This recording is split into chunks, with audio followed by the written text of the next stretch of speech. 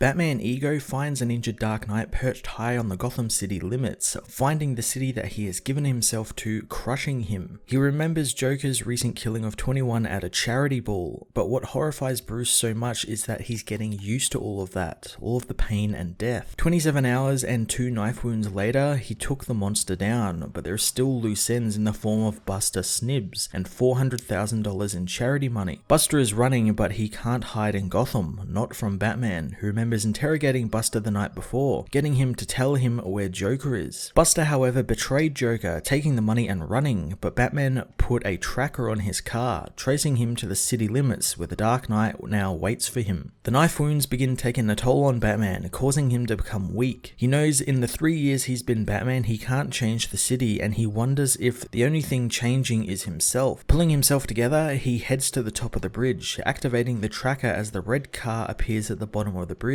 Readying to dive down on Buster's car, it stops, and Buster gets out of it. Batman knows the look on the man's face as he climbs the bridge, standing on the edge of it, and after a moment, jumps. Batman springs into action, catching the man with his grapple, but the man's weight pulls him from the bridge since there is nowhere to tie the rope off, slamming him into the other side of the bridge at 35 miles an hour. Biting through the pain, Batman climbs up the bridge, pulling Buster up. The man is upset since last night Batman threatened to drop him from a roof, and tonight he's trying to stop him from jumping. Bruce tries to pull himself together as a wave of dizziness comes over him, his vision blurring as the man pulls a gun on him. Batman tells him that Joker is now behind bars, so he's safe, but Buster knows better, since how many times has Joker been caught only to escape? He knows Joker is aware he ratted him out and he wants him and his family dead. He says Batman used him in his little game of cops and robbers, but the Joker won't be getting his hands on his family, since Buster reveals he killed them to save them the suffering. Batman is too shocked to react as Buster turns the gun on himself, telling Batman he will see him in hell as he blows his own head off. Getting into the Batmobile, Batman speeds through the streets, remembering Hugo Strange talking about how Batman craves fame, but only the Batman side of the man behind the mask, since he clearly has schizophrenia and a split personality. The mayor agrees, calling him a head case as Bruce speeds up the car, seeing Buster's corpse laughing at him in the flames of hell. He continues to speed towards the cliff, braking hard and stopping before breaking down crying. Back at the cave, Bruce talks to a photo of his parents, saying that he has something to tell them. He tells the still photograph about Buster, and by the end of it, Bruce finds himself uncontrollably crying. Bruce remembers that whenever he lost hope, the cave and the spirit of his parents would fuel him with the strength to carry on, but now he knows that's not enough, knowing he cannot continue to do this anymore. Relief soon washes over him as he falls asleep,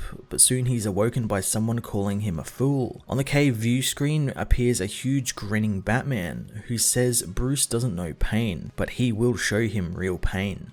Bruce asks who this person is, but the being tells him not to be stupid, since Bruce knows who he is, and he knows why he is there. The being knows that he's been looking at old family pictures, showing him one of the Wayne family Christmas, knowing it's tough for Bruce around Christmas time. The being wonders if Bruce has ever thought about what it would be like to grow up with his parents and have them guide and love him, but they can't because they are dead, just like Buster's wife and child, thanks to Bruce. Bruce tells the voice to stop, but it continues to berate him, causing the man to break down. He knows that this has to be some kind of trick of Scarecrow's or one of the other villains, getting to the computer and shutting it off. He knows this is all probably from his morbid introspection, and losing a couple of pints of blood probably didn't help. Soon a green gas comes up from the abyss in the cave, forming into the grinning Batman again. Bruce knows this can't be real as the being engulfs him, saying that reality isn't an issue, since if this is happening in the far reaches of space or on the head of a pin, it is irrelevant. All Bruce needs to know is he cannot escape him, since he is no costume or persona the man can cast off. The being is Bruce Wayne's very heart. The being takes Bruce to one of Christmases past, where a young Bruce is gifted a Zorro figure from his parents. The happy family celebrate as Bruce gifts his father a tie before taking off with his Zorro toy. Now alone, Thomas is able to give Martha her present, revealed to be the pearl necklace. Bruce returns, saying that he helped his dad pick them out, rewarded with a kiss by his mother. That night over dinner, Thomas is told that there is a a call waiting for him by Alfred. Thomas takes the call, telling the man on the other end that he'll be right there. Martha knows he promised he wouldn't run off for work, but Thomas apologizes, saying that he'll be back soon since it's Edward Fletcher and he's in trouble. Martha knows that Bruce will be disappointed his father is gone yet again, but Thomas wonders that since it's pretty snowy out, if the boy wants to come with him and be his navigator. Grabbing his Zorro toy, the excited boy rushes out the door to the car. In the car, Bruce asks his father why when he gave his mother the pearls, she cried. Thomas says that sometimes people get so happy that they can't find the words and their emotions take over. Like sometimes people laugh when they are sad or cry when they are happy. Bruce doesn't really understand, but Thomas knows that one day he will. Arriving at Edward's place, Thomas tells Bruce to stay in the car, and the boy does, playing with his action figures, but soon he becomes bored, going inside as Thomas works hard to save Edward's life, demanding an ambulance is called. The man dies, however, as Bruce comes inside, seeing the dead body. Later in the car, Bruce asks his father about the dead man, learning it was his time to go. Bruce asks if his parents will die, so Thomas pulls over the car, telling his son that they will, but not before their time, and that's a long way away. Later that night, after being put to bed, Bruce is kept awake by a feeling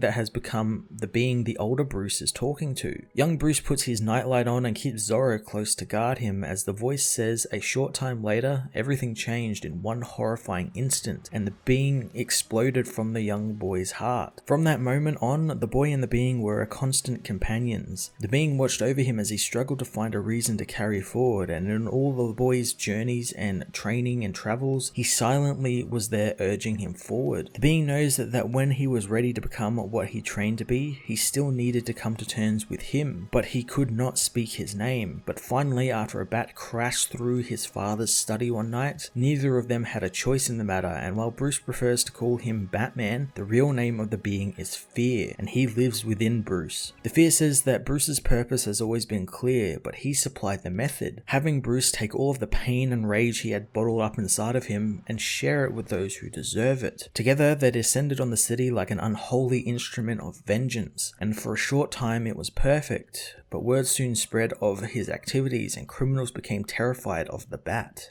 The Fear says that together they were a force of nature, but soon Bruce's vanity and need for approval took over and he was called a celebrity, given a bat signal by the city. Fear says that they endured this, but Bruce says war necessitates allies and he accepts Gordon and the bat signal since it helps his war. But the Fear wasn't talking about them, he was talking about Robin. Bruce knows that Dick can handle himself, but the Fear doesn't think so, so Bruce cuts him off, knowing they will not discuss this. The Fear says that they are more important issues, since while their crusade caused a drop in street crime, it saw a rise in an extreme type of criminal, like power-mad geniuses, flamboyant opportunists, and murderous psychotics, all whom seemed compelled to rise to Batman's challenge. But there is one who is responsible for more deaths than all of them combined, and the only solution for this insanity is for Batman to kill the Joker. Bruce knows that they are not killers, and he won't have blood on his hands, but the Fear becomes enraged, saying that he will show the man blood and death, transporting him to a realm filled with skulls which consume Bruce, covering him and drowning him in them, as the Fear says that Bruce Wayne is a hypocrite,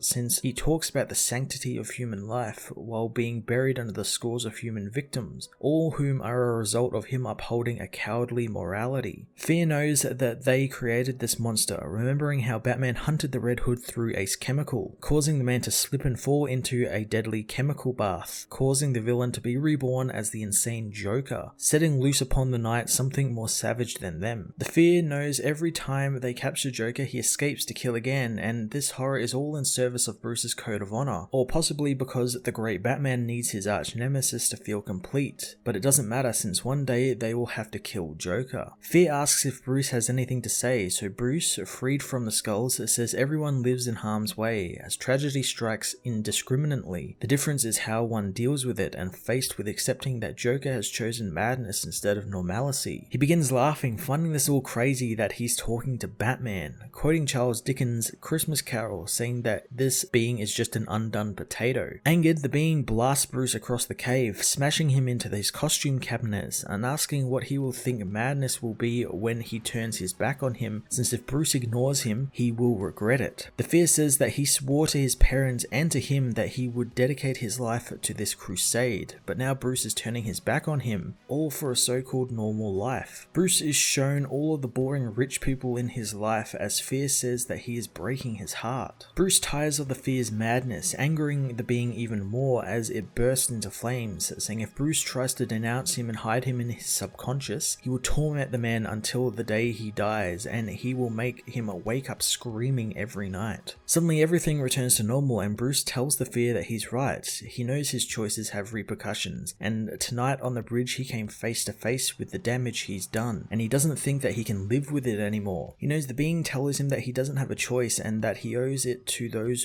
who he's sworn to protect and those he failed to protect. Because of this, he asks the fear how to carry on. The fear has a solution, wanting to talk about Harvey Dent, saying Harvey had it all, money, good looks, and not only that, he was best friends with Bruce. He was also the DA and positioned to help the Batman. But soon came the acid, unleashing part of Harvey's psyche that was more twisted than his face became. As Two-Face, Harvey's crimes were easy to anticipate thanks to his obsession with the number 2, but his dependence on his coin flips made him wildly unpredictable. Because of his dual persona, Harvey couldn't be held accountable for anything the Two-Face did. Bruce says the man was mentally ill, so Fear decides to offer a more spiritual example, talking of ancient warriors inhabited by the spirit of great warriors to fight, and how modern soldiers receive modern training that can turn a simple school teacher into a killer. Something even Zorro understood, knowing in war there are casualties. Bruce says that he's not a killer, and the Fear knows, and knows it has something to do with his father being a healer of men and the fact that he saw his parents brutally murdered. Fear knows that although they share the same body, they are separate entities, and Bruce isn't responsible for the Fear's actions, and neither is the Fear responsible for what Bruce does. The Fear says that as Bruce Wayne, he will be free to chase women and build hospitals and kiss babies and do whatever he desires, but as Batman, the Fear will take control and leave him free to deal with the devil. Bruce knows that he's talking about self-induced psychosis and voluntary splitting their personalities, and the Fear says that it's more so than that, and it's a freedom to act on their individual destinies, but Bruce calls him ruthless, and he would know since it was his force of will that molded the being and tempered his wrath by channeling his fury, and leaving him unchecked would be monstrous, so he refuses the Fear's offer. The Fear knows this leaves him with no choice, since if Bruce Wayne wishes to get rid of him, then he has to kill the Fear. He materializes a gun in Bruce's hand, telling him to use it. The Fear says that one bullet from the gun will destroy him and he will be free to begin life anew, free from the weight of responsibility. The Fear wants to be free and Bruce is to free him, so cocking the gun, Bruce points it at the being, but knows he cannot pull the trigger, unloading it since he knows killing the Fear would be suicide. Looking at the gun, he tosses it away, screaming to the heavens if this is what he has to look forward to. The Fear knows that this is their destiny and they lost their normal lives long ago and they can't change that, and all they can do is protect others and allow them to live a life that they lost. Bruce knows that the truth hurts, but the Fear knows the truth will set them free. Bruce tells the being that it needs to understand that there is a line that they will never cross, and it's the only difference between them and the criminals they catch. He knows that Batman is a terrifying symbol to the underworld, but also a symbol for the good people of the city, a symbol of hope, and if the Fear can live with that,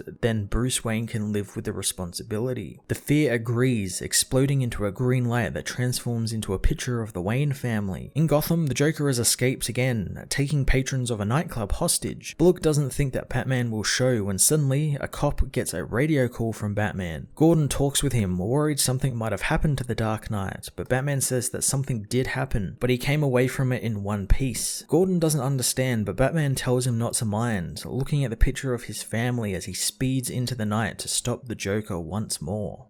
Batman Ego is one of the best Batman stories to be published in the last 20 years, and revisiting it 15 years after I initially read it for the first time, nothing about it has changed. It's still as relevant to the character as ever, even more so now considering this is one of the base influences behind Matt Reeves' upcoming Batman movie. The story expertly deals with a topic on which many Bat stories seem to forget or just briefly gloss over in favor of action set pieces, and that is that Bruce Wayne Wayne himself is quite mentally ill, and the trauma of seeing his parents die broke him as a boy, and it's thoroughly enjoyable to see Bruce confront his own psyche and stand by the code he promised his parents he would fight evil with. The Joker is obviously a big part of the book, and I absolutely love how he's maybe in 3 or 4 pages of the entire book. And I just love that Darwin Cook makes it so that this one little incident that Joker was tied to, with Buster killing himself and his family because of what the Joker would do to him, almost caused Batman to end himself and his crusade. It's a great use of a villain and just shows just how much of an influence he has over Batman. If you have never read this story, I wholeheartedly recommend you try and pick it up somewhere, since it's a fantastic look inside the literal mind of Batman and Bruce Wayne, and why he needs his code of honor to continue his crusade for justice. I'm going to give Batman Ego a 10 out of 10.